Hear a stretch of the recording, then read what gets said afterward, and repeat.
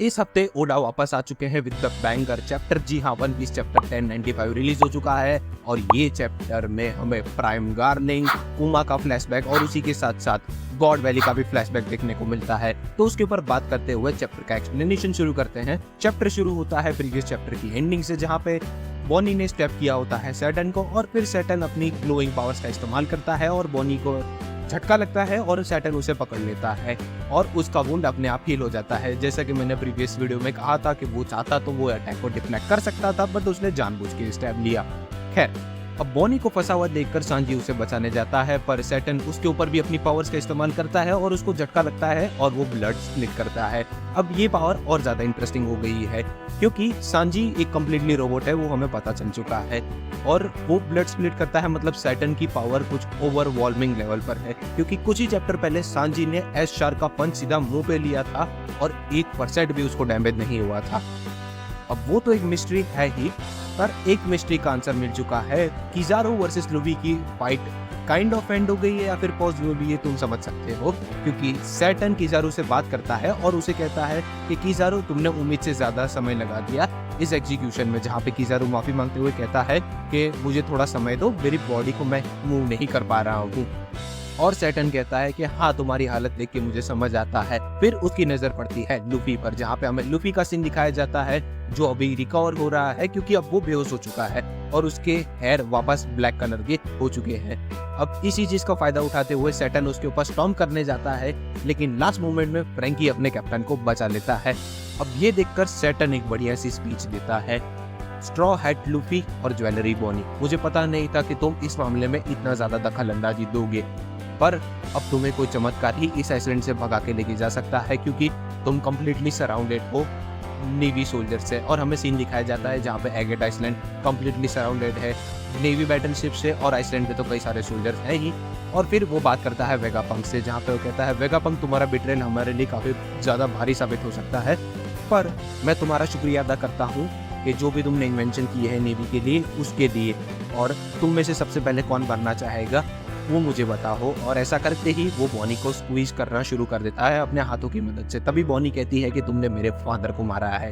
तभी सैटर्न कहता है, अच्छा तो तुम कुमा की बात कर रहे हो। कुमा तो बचपन से ही हमारा स्लेव रहा है क्योंकि वो एक ऐसी ट्राइब से बिलोंग करता है जो वर्ल्ड गवर्नमेंट के अगेंस्ट खड़ी हुई थी।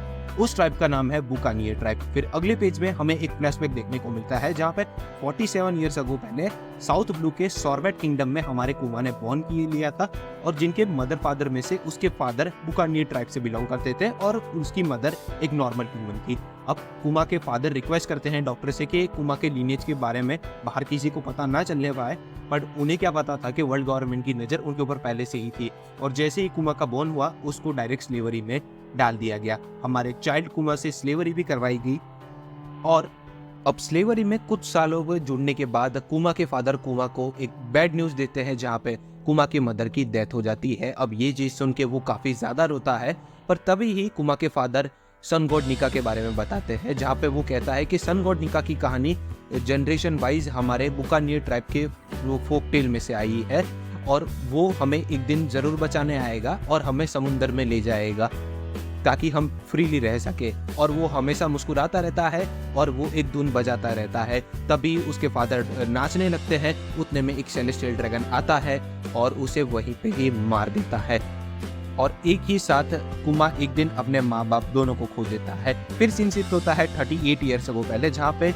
वेस्ट ब्लू में सेलेस्टियल ड्रैगन्स की मीटिंग चल रही होती है, जहाँ पे एक सेलेस्टियल ड्रैगन अनाउंसमेंट करता है कि इस साल का वो समय आ चुका है जहाँ पे हम किसी एक ट्राइब को कम्प्लीटली खत्म कर देंगे और इस बार ये टूर्नामेंट हम करने वाले हैं गॉड वैली पे। अब उन्होंने गॉड वैली क्यों चूज किया है उसका रीजन बताते हुए कहते हैं कि उन्होंने सेलेस्टियल ड्रैगन्स की परमिशन लिए बिना किसी भी आइसलैंड में गॉड का नाम कैसे यूज किया, इसीलिए इस आइसलैंड को इस बार टारगेट किया गया है। और उसी के साथ साथ इसमें एक और इंफॉर्मेशन हमें मिलती है कि गॉड वैली एक नॉन अफिलिएटेड गवर्नमेंट आइसलैंड था।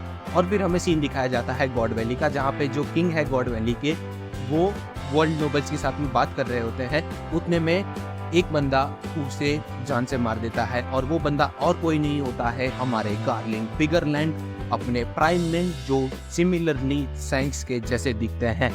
खैर अगले मंगा पैनल में हमें पता चलता है कि गार्लिन काफी ज्यादा फेमस है और उसने किंग को इसलिए मारा है ताकि वो थोड़ा हैंडीकैप फील सके, क्योंकि उसको इन सारी चीजों में ज्यादा इंटरेस्ट नहीं आ रहा था। तभी अगले मंगा पैनल में हमें पता चलता है कि सैटर्न भी उस आइसलैंड पे आया होता है और एक मरीन ऑफिसर उसे रिपोर्ट देते हुए कहता है कि जो स्लेव्स पिंजरे से भाग गए थे वो और कोई नहीं, बुकानियर ट्राइब के किड्स थे। तभी हमें सीन दिखाया जाता है जहाँ पे कुमा कहीं पे बेहोश गिरा हुआ होता है और कुछ लोग उसे कह रहे थे कि अगर हम लोग कहीं बाहर निकल जाएंगे तो वो लोग हमें मार डालेंगे। तभी हमें एक मिस्टीरियस आवाज सुनाई दी जाती है, तो अच्छा तो तुम ही हो वही बुकानियर जो इस साल के प्रेजेंट बनने वाले हो और तुम यहाँ से भागना चाहते हो। अगर तुम भागना चाहते हो तो मैं भी तुम्हारा साथ दूंगा, क्योंकि मुझे भी यहाँ से निकलना है। और तभी हमें पता चलता है ये दोनों मिस्टीरियस कैरेक्टर और कोई नहीं, हमारे स्लेव इवांके और स्लेव जीनी, जो एक नई कैरेक्टर है। और यहीं पे चैप्टर भी खत्म होता है। अब बात करते हैं इवांके और जीनी पर। तो हमें चैप्टर में पता चलता है कि ये दोनों भाई बहन है और जीनी को देखकर तुम ये मत सोच लेना कि ये लूफी की मदर बनने वाली है, क्योंकि इवांके को खुद पता नहीं था कि ड्रैगन का एक लड़का भी है, इसीलिए जीनी तो हो नहीं सकती है। अब इसका फेस काइंड ऑफ सिमिलर हमें बोनी सा देखने को मिल रहा है, तो शायद से कि ये कुमा की वाइफ बन सकती है, या तो फिर एक नया कैरेक्टर है जिसके बारे में कुछ ज्यादा इतनी डिटेल्स नहीं है, तो ओडा शायद से इसको मार भी सकते हैं। अब वो तो हमें आने वाले वीक्स में ही पता चलेगा। खैर अगले हफ्ते ब्रेक रहेगा, तो अब नेक्स्ट चैप्टर हमें शायद से अक्टूबर मंथ के एंड में देखने को मिलेगा।